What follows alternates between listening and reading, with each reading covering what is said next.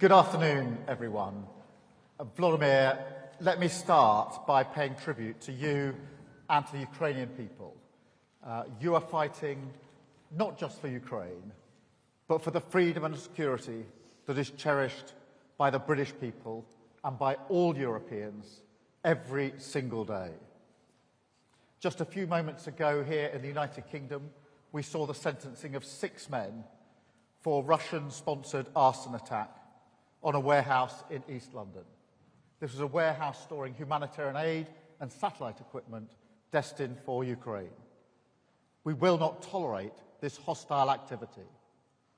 And it just underlines the point. Your security is our security.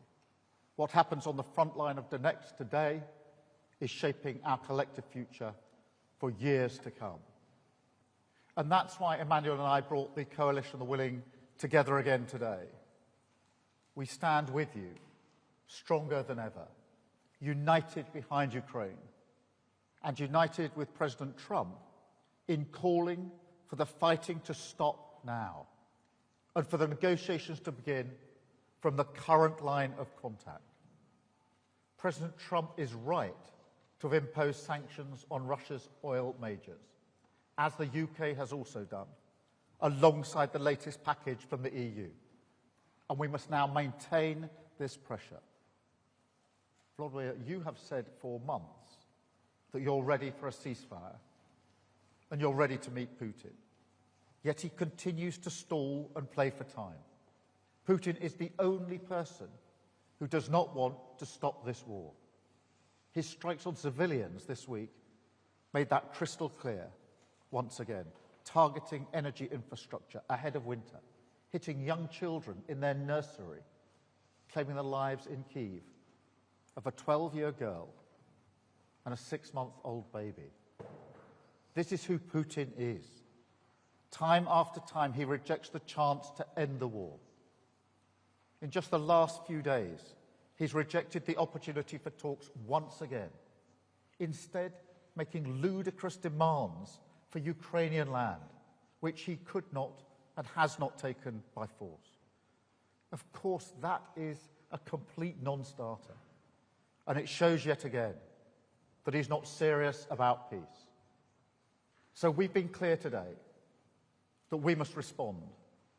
Working with the US, this coalition is determined to go further than ever to ratchet up the pressure on Putin, from the battlefield to his war economy, because that is the only way to change his mind and push him back to the table. And in our meeting this afternoon, we came together around a clear plan for the rest of this year. First, we will act to take Russian oil and gas off the global market. Last week, the UK became the first country to sanction all of Russia's oil majors. On Wednesday, the US acted decisively to join us, together with further sanctions from the EU. And we're choking off funding for Russia's war machine. And I'm urging others to take these steps too, to go further to reduce their dependencies and incentivise third countries to stop buying these tainted resources. Second, we're determined to push on with the progress on Russia's sovereign assets and unlock billions to help finance Ukraine's defence. The bill for Russia's destruction in Ukraine should be paid by Russia. So we want to move ahead at speed with the work needed to deliver reparation loans and get the funds flowing to Ukraine. Third, we are strengthening Ukraine's air defence to protect its civilians and its energy infrastructure. I announced today that we're accelerating our UK programme to provide Ukraine with more than 5,000 lightweight multi-role missiles. This programme has created hundreds of brilliant jobs in Belfast, and they're working now to deliver an additional 140 missiles ahead of schedule to bolster Ukraine's defences through the depths of winter. Fourth, we will keep up the military pressure on Putin through the continued provision of long-range capabilities. And finally, while now is the time to prioritise pressure, we're also continuing our work on security guarantees, including the multinational force Ukraine, to uphold a just and lasting peace when that day finally comes. Because, and I say it again, Ukraine's future is our future. What happens in the weeks and months ahead is pivotal for the security of the United Kingdom and all our allies across NATO and beyond. So we are determined to act now, to dial up the pressure on Putin and finally bring him to the negotiating table in good faith. Thank you. Now let me hand over to my friend Volodymyr. Thank you so much, Keir. Ladies and gentlemen, dear friends, Keir, Mette, Dick, Mark, and everyone here, thanks you for today's meeting, today's coalition. These are two important days for us, very important. Today, the meeting of the Coalition of the Willing in London, and the day before there was an EU leaders meeting in Brussels. I thank you guys for all the support and your readiness to keep helping. And today, all the partners confirmed that next year they will continue to support Ukraine, our country, our resilience, especially the financial support, which is crucial. And today, the new Prime Minister of Japan joins the coalition for the first time, and all the signals are clear. Thank you. We all see the challenges these days, and the Russians are carrying out a campaign of terror against our energy system, and they really want to make the winter cold a tool of torment and pressure on Ukraine, our people, and on our defense. And Russia's goal hasn't changed. They want to break us, want to break Ukraine, and they are doing everything to achieve it. So that's why our defense means everything that truly stops Russia from killing, destroying, and terrorizing.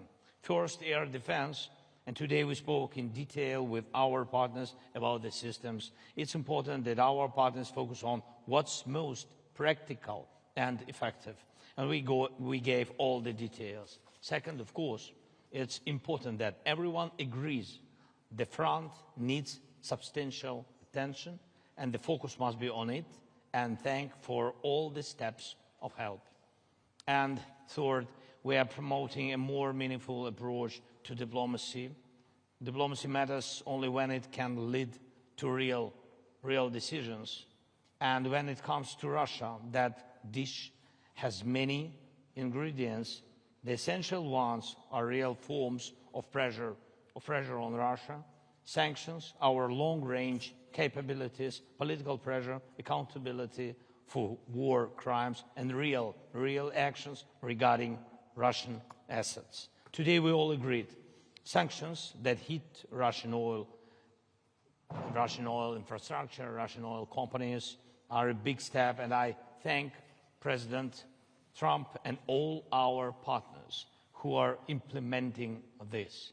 And we have to apply pressure not only to Rosneft and Lukoil, but to all Russian oil companies like Surgutneftegas and others, and to the shadow fleet and its infrastructure, and to Russia's oil terminals. And we have to implement all we have discussed today about the Russia's shadow fleet.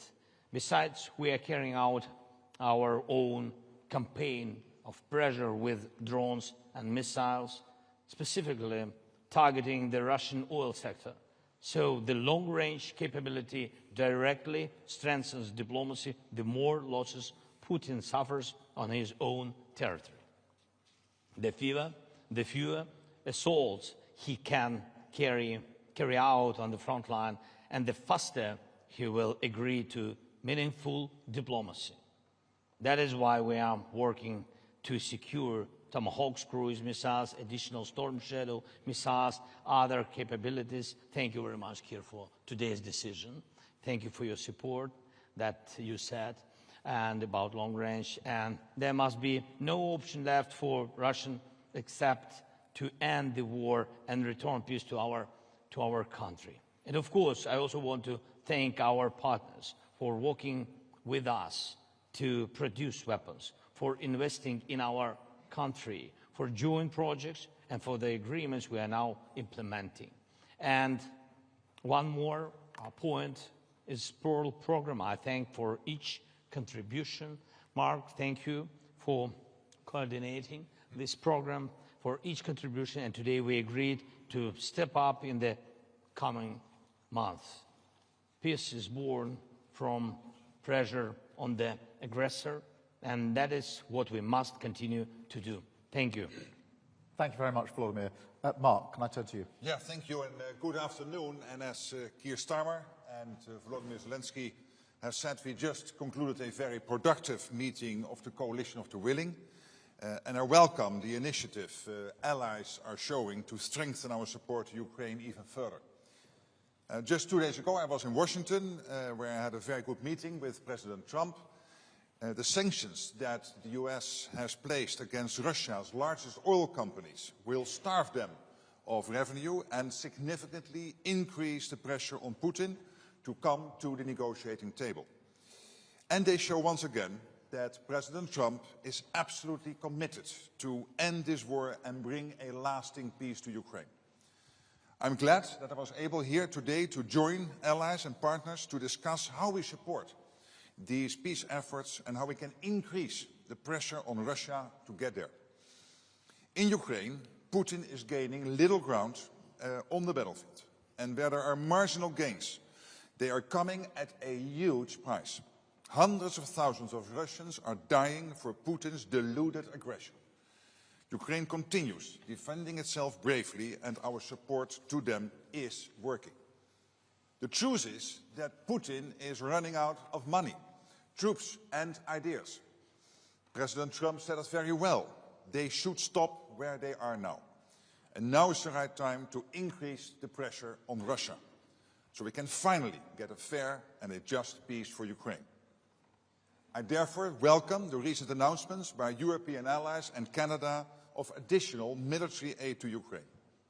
The developments on the battlefield show that our support to Ukraine is working, and we need to keep it up.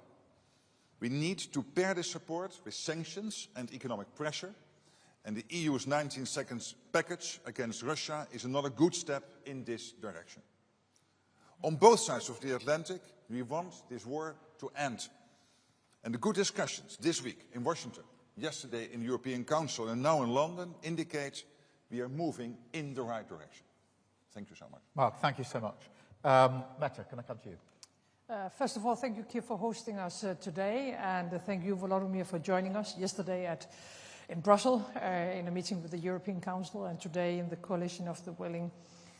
It was Putin that called President Trump some days ago because he was scared that Ukraine would get the upper hand. Yet he rejected Trump's proposal for a ceasefire along the current front lines, a suggestion that we support, and same goes for you in Ukraine. But Putin doesn't want to stop the killings. There is no indication that Russia and Putin wants peace, not even a ceasefire. And Russia continues its hybrid war against NATO and the West. Today, the Coalition of the Willing, we have agreed to increase the pressure on Russia, agreed that we must find long-term financing of Ukraine's ability to keep fighting, boost Ukraine's defense industry with European financing, finance much-needed US weapons, and to put more pressure on Putin's weak economy with new sanctions. I think this week we have taken significant steps with EU's new sanctions package, targeting Russian energy sector, the shadow fleet, and much more. United States have now sanctioned, as we already have heard, Russia's 2 largest oil companies. And already last week, the UK, announced sanctions targeting those companies as well. I think Putin's strategy has been to wait for us to stop, at some point to give up. But of course, this will never happen. So once again, we have today agreed to be united in our efforts and our promise to to you, dear Volodymyr, and to Ukraine and to all Europeans is that we are willing to continue, of course. Thank you so much. And then to you, Dick, please. Thank you, Keir, and thank you for hosting the Coalition of the Willing today. And Volodymyr, thank you for being here as yesterday in the European Council. And both meetings had the same purpose, peace. And in doing so, and making sure that that will happen, we need to keep Ukraine in the fight, as everyone more or less stated today in different words. We need to maximize support to Ukraine. And Ukrainian needs have to be leading in that. What we see is that Russia is the only party rejecting a ceasefire, circumventing all diplomatic initiatives and continuing to attack Ukraine. The only way to persuade Putin to engage in serious talks is to increase economic pressure on Russia and our support for Ukraine. This week, important measures were taken in the EU and the US, and coordination for further steps we could take is necessary. First of all, on sanctions. It would be good if the EU were to copy the US-UK sanctions against Lukoil and Rosneft. We must also do more to dismantle the shadow fleet systems, and the Netherlands will take its part when it comes to the North Sea. This could hit Putin hard financially, as this undermines his revenues on global oil markets. Second is support. It's crucial that all countries contribute. Only then can we maintain a high level of support and keep Ukraine afloat militarily and economically. We must increase military support bilaterally as well as by ordering armed packages from the US, and a couple of the speakers already mentioned the Pearl package. And we must make sure we step up our energy assistance to help Ukraine and the Ukrainians through the winter. We are very concerned with Russia's ongoing attacks on Ukraine's energy infrastructure before the start of the winter, especially on its domestic gas production. Costs for recovery are high and the need for gas imports have increased. The Netherlands, therefore, will increase financial and material support on energy, and we urge all our partners to consider increasing their contributions as well. We can put more pressure on Putin to end this war if we work even more closely together and widen our impact on Russia. And at the same time, this is the way to create the best possible conditions under which Ukraine is able to negotiate. Thank you. Thank you so much, Dick. Thank you, colleagues. We're now going to attempt a Q&A, a five-way Q&A, where we will each ask, be asked a question. I'm going to start with Beth, please, from Sky. Thank you. Prime Minister Beth Rigby from Sky News. This is a question to both Prime Minister Starmer and President Zelenskyy, if I may. You are the coalition of the willing, but you're unable to stop President Putin without US support. How disappointing is it that President Trump won't at the moment provide long-range Tomahawk missiles? And is the President right when he says you'll hopefully be able to get the war over without them? Can you? And PM Starmer, if I may, this domestic question. Overnight you suffered a disastrous election loss in Caerphilly, a seat that's been a Labour-held seat for over a century. Was it a gut punch for you? And if you can't turn this around in the Senate elections next May, will you have to go? Thank you very much. Thank you, Beth. Let me start with the question of Ukraine, because it is really important that we address the support that we're all able to put in, particularly as we go into the winter. And here we have the Coalition of the Willing today, you had the EU yesterday, but we are all working with President Trump, and therefore we're all working as one wider coalition here in relation to the support we need to put in for Ukraine. On missiles, we've put in more missiles from the UK in recent days and weeks, and pushing the case for long range. It is really important that we do have long range, and those discussions are ongoing. And of course the protection of energy, because Putin is attacking the energy in Ukraine, and that needs protection. We've had discussion today about how we can stop those attacks and how we can better protect those energy suppliers. On the question of the US, what's happened this week is really significant. I think on the sanctions package and the bearing down on oil and gas, this week has been a very significant week because we went early with the measures that we, the UK, took. President Trump came in with really important measures that have had a real impact. And then, of course, the EU followed in with a further package of sanctions this week as well. And I think if I was to pick out one thing this week that was of most significance, it would be the combined impact of those packages. Not only because of the impact they have on the Russian economy and the pressure that they put on, but also because they demonstrate the point that whether it's the Coalition of the Willing, the EU or the US, we are all coordinating clearly in our efforts to support Ukraine and effectively doing so. The other thing I would point to is the progress made on Russian assets. Yesterday, the EU took a very important step forward, and there was absolute clarity in this afternoon's meeting that we need to see that progress come to fruition within a short timetable, because that would be a really material further support that we can put in for Ukraine. So when we said that the ambition really this week, if you like, is to take Russian oil and gas off the global market, we've taken a significant step forward. I would also add that the measures or the movement in position by India and China in relation to Russian energy and oil in particular are also significant. I think what you'll detect behind that is the sort of coordination and discussions that are going on, have been going on today, are going on between us pretty well all of the time, and having a very significant impact on Russia, because we must put Ukraine in the strongest position. This is going to be a hard winter, of course, particularly when it comes to protecting energy, and it is very important that whilst, of course, we want to get to a ceasefire and a lasting peace, we will, in my view, only get there if we put Ukraine in the strongest possible position, and we must never lose sight of that aspect of it. I mean, I'm really pleased to see the Coalition of the Willing so determined and united on this. Of course, to some extent, the coalition was set up to answer the question, what about security guarantees? But to see this wider coalition now working in a coordinated way, I think it really reinforces why the Coalition of the Willing is so important. In relation to the by-election, look, I'm deeply disappointed by the results. I'm not going to suggest otherwise.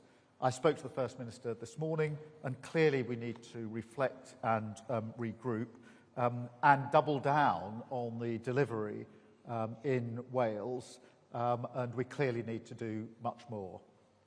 Volodymyr, can I pass over to you on the first issue? Thank you very much for the question. So, first of all, we're not finding and we're not searching the way how to stop Putin and how to finish this war without the United States. So our plan is to make strong steps together. That is the plan, by the way, of Putin. He wants to divide us, to make us weaker. And that's why I think that we have to do everything together. First, of course, pressure on Putin, but really practically. First, sanctions, and you see the 19th package, and oil pressure from the United States. And I think this is a very strong step. The second point is long-range pressure between us. From the very beginning, it was about our drones, our long range. Then, God bless, we had such partners like UK and France, and the partners gave us Storm Shadows and Scalps. Then, only after that, United States joined us, and we began to use ATACMS. Not big number, but in any way, it's about together. Yes, and now we count on some more strong instruments, but we will see. Yes, then about air defense. Again, it's about together decisions. We really don't have something which can destroy ballistic. That's why Americans helped us, but also Europeans, because firstly, Europe delivered Patriot systems, but United States, they did it together because United States gave licenses for this. Yes, but I hope that we will in any way we will find a way how to produce our own systems. We have to do it, and I think this is the most important thing, that politically it's very important to go together. That's what about coalition are willing, and the result at the end will be security guarantees. And again, with the security guarantees, we need to have United States. This is very important. Thank you. Thank you very much. Volodymyr, I'm going to pass over to you to call your question, please. Thank you so much. Highly prepared. Валерія Пашко, доброго дня, Суспільне. Public Broadcaster of Ukraine. I have one question for all. It's on reparation loans. So, Mr. President, you were quite optimistic about the political decisions yesterday, but it seems not to have happened yet. What's your view on that? Is it disappointing now for you and Prime Minister Frederiksen and Prime Minister Skov? Why the Council conclusions were changed yesterday? Like the leaders didn't give the green light to the Commission to develop the legal framework for these reparation loans. What would the discussion look like yesterday? And Prime Minister Starmer, for you, is the EU could join to share this financial burden, because the EU aims to bring on board all the G7 countries? Thanks. Yeah, I will begin. Thank you. So I think that the decision with Russian frozen assets is crucial for us, and but I think that there are 3 steps in this question with frozen assets. The first one is political decision, then practical decision, and then only then implementation. And I think that yesterday we've got political decision. That's why I think this is positive signal. Then practical decision. We hope that we can get it to the end of this year. And only after that, implementation. So that's, God bless, we can have at the very beginning of the year. But we will see. Thank you. Meta probably makes sense. Yes, let me be very clear. I think the idea of a so-called reparation loan is good. I haven't seen any alternative. And the idea of letting Russia pay for the damages they have done in Ukraine is the only way forward. Of course, there are some technical questions that has to be answered. There are a lot of details that we have to work on. But first and foremost, this is a political decision and a political choice. I support the idea totally, and I think we have to work in a way that we have a solution before Christmas Eve, so we are able to ensure that we can finance Ukraine for the next years. I know some colleagues find this way forward more difficult than I do, and we have to solve the problems, but I also have to say, what is the alternative? The alternative is not to let Russia win this war, and the alternative is not to ask all the Europeans to pay instead of Russia. So we need to solve the technical issues. I am sure that we will be able to do that, and then we will hopefully, I will work for that, have a decision before Christmas Eve. Dick, did you want to? Yeah, thank you. And of course, I fully agree with Mette. But let me just add a few points. The political decision yesterday was made, and that's very important, that we are going to financially support Ukraine in 26 and 27. And that's an important decision we made yesterday. It's important for Ukraine, it's important for the European Union, it's important for all our partners. Then the second issue is that we talked about, and I think this is an important issue. Of course, you can say it's technical or financial, but there are risks, and we talk about mutualization of risks. And I heard a lot of countries and leaders yesterday say that they want a guarantee.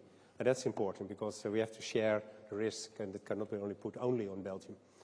And then, third of all, I hope, just as Mette said, that we come to an agreement on the technical workout of the reparation loan, because financially it's going to be important, but also politically it's important to hurt Russia, and therefore I'm much in favor. Thank you. Just linking the two, if I may. Firstly, the political decision that was made yesterday by the EU is really significant, and we shouldn't lose that. The question of the Russian assets has always been complicated and difficult, and there's no pretending otherwise, and it is really important that the detail is worked through. I think Meta is right to say putting a timetable around that makes complete sense, but I wouldn't underestimate the significance of the move that was made yesterday, and a very high level of agreement today that we need to make progress on that. In relation to your broader point about the UK and the EU in particular, yes, we are coordinating a lot of what we do, and that is a very good thing. It's a very good thing in the field of Ukraine. We are doing it much more broadly on defence and security and trade and the economy, actually.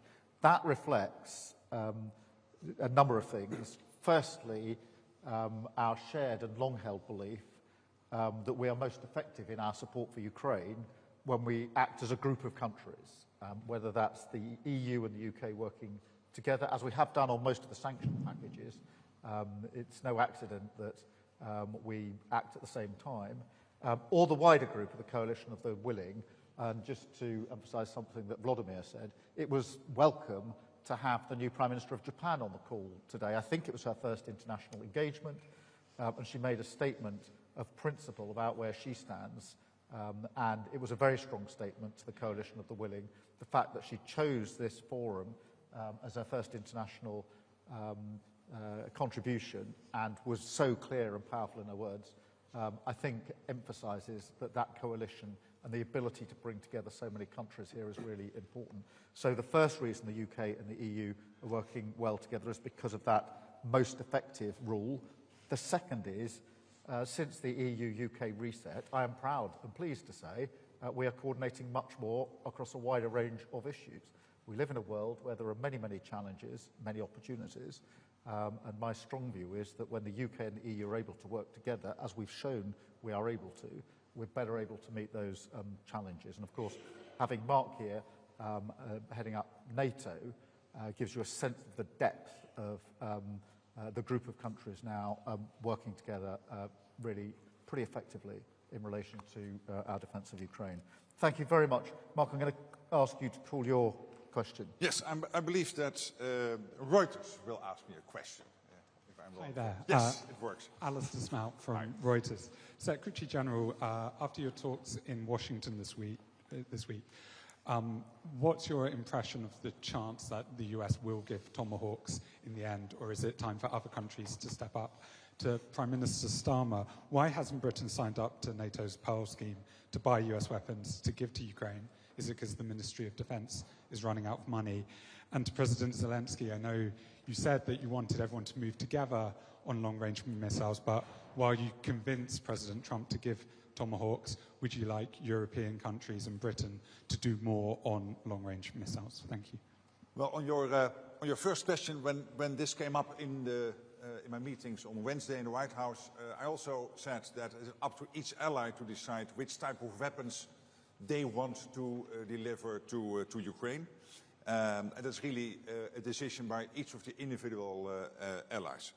And I've also said this before, and this is not new, that Ukraine has the right, obviously, to defend itself, particularly, of course, against all the attacks by Russia. And that includes striking targets in Russia with long-range weapons. Now, when it comes to the US, let's not forget, the US is providing, as we speak, a wide range of weapons to Ukraine, including high-end weaponry like Patriot systems, HIMARS and ATACMS. What happened since July? There was a risk that somehow maybe that flow of weaponry from the US into Ukraine would somehow become a little bit smaller, that flow.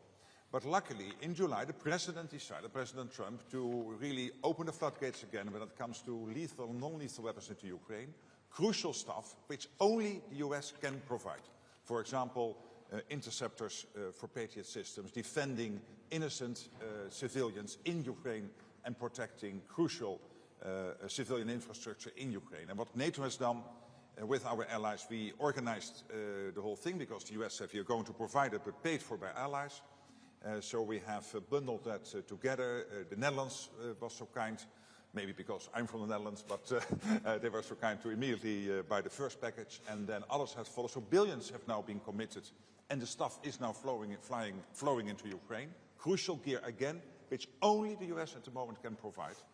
because it is never, it's not in the stockpiles of Europe or wherever. So that's happening now, and we are working very hard to make sure that that flow will continue to the tune of about $1 billion or a little bit over $1 billion a month. And then on particularly the Tomahawks, of course, the President and I discussed that. The issue remains under review by the President, and again, it's up to the US to decide. Look, in relation to the UK's position, our support for Ukraine is very clear, and it's been there from the start. And we've made a huge contribution, whether that's financial or in particular on sanctions, the work we're doing there to bear down the example I've given of what we've done just this week. Also on capability, whether that's drone co-production, which we're working on at the moment, or long range, and many other aspects of capability. And in the liaison work that we have operating with our Ukrainian colleagues. So we're very clear about the support that we're putting in. And the reason for that is not just because this is about Ukraine's freedom and sovereignty, but because it's about the freedom that we all have across Europe. This is, of course, a fight for Ukraine's future and sovereignty, but it's also a fight for Europe and for the United Kingdom. And therefore, this isn't simply an act of us working with Ukraine solely for Ukrainian benefit. We are working with Ukraine, of course, but also for the benefit of all the rest of us. Thank you very much. Mette, can I come to you? I don't have any. You don't? Okay, great. It's a good thing Beth didn't know that to start with, otherwise she'd have definitely had another question. Dick, can I come to you first? Yes, and the question is going to be a surprise, that's I'm sure. AMP, or in good Dutch. Sorry, I thought it was to reply on what you were asked for. No. My apologies, Mette. Sorry, of course. Danmarks Radio. Yeah. No. I thought you wanted me to reply on questions for you. I'm so sorry, Mette. Danmarks Radio. Yeah, apologies. But also for you, Prime Minister Starmer. You say you want to take Russian oil and gas off the global market to put pressure on Putin. But since the beginning of the war, the EU countries alone have bought Russian energy worth more than 215 billion euros. Doesn't this proposal come 3.5 years too late? And also for you, President Zelenskiy, what do you think? Do you think this comes too late?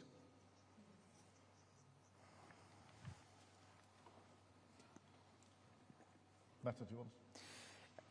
Does it come too late? Yes, it does. But it doesn't mean that we haven't done anything through this war. Also, when it comes to Russian oil and gas, we have reduced our dependencies a lot.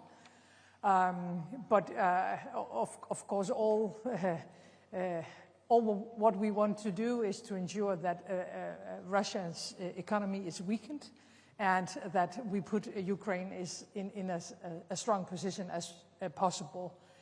So I'm happy about the sanctions. I'm happy about the decisions we made only a few days ago to get totally out of Russian oil and gas. That was a very important decision.